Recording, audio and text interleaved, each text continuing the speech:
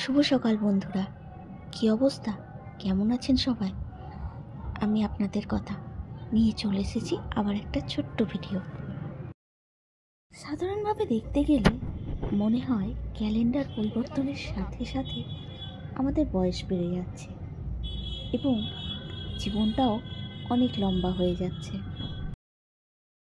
কিন্তু একটু গভীরভাবে ভাবলেই মনে হবে জীবনটা কি আসলেই বড় হয়ে যাচ্ছে? না, আমার কাছে কখনোই এমনটা মনে হয়নি। বরং সবসময় এটাই মনে হয়েছে যে আমরা অনেক বড় একটা জীবন নিয়ে জন্মেছি এবং দিন যত এগোচ্ছে আমাদের জীবনটাও ঠিক ততটাই ছোট হয়ে আসছে। তাই আমাদের লক্ষ্য একটাই হওয়া উচিত, ছোট হতে থাকা জীবনটাকে যতটা সম্ভব উপভোগ